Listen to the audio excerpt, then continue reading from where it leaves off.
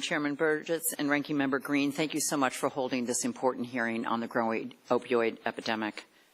Everywhere I go in Connecticut, I meet people whose families have lost loved ones to drug addiction, moms and dads, sons and daughters, brothers and sisters. It's an epidemic that affects families and communities across the country, regardless of age, race, gender, socioeconomic status.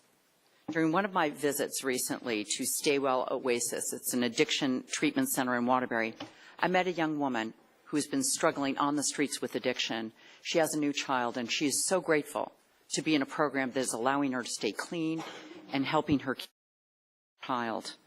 I met a 45-year-old man in the Feral Treatment Center in New Britain who for 20 years has been battling his addiction and is finally coming to terms with it and able to hold a steady job.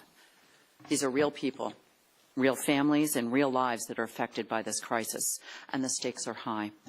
If these vital treatment centers are forced to close their doors, or if we limit access to them, people will die. In my hometown of Cheshire, a neighbor whose daughter was a classmate of one of my children contacted the office. They'd lost track of their daughter. She'd been on the streets, addicted to drugs. We were able to help them find her. She wouldn't accept the treatment, and a week later she was dead.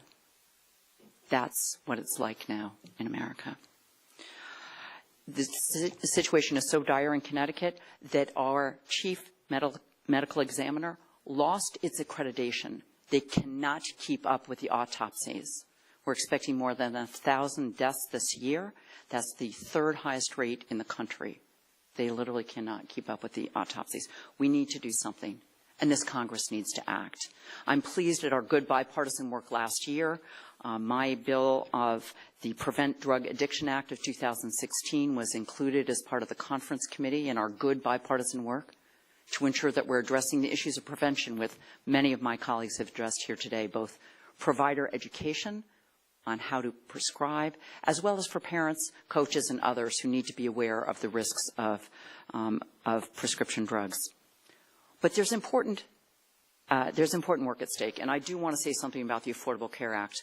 We need to protect the funding, which is providing vital access for people across America, and we're at real risk now as we consider that funding and whether the Medicaid access will be cut off, which is funding so many of the important programs in my state. So again, I want to thank the committee for the good work and encourage all of our members to come together and help address this vital need, this growing epidemic that is affecting all Americans. Thank you, and I yield.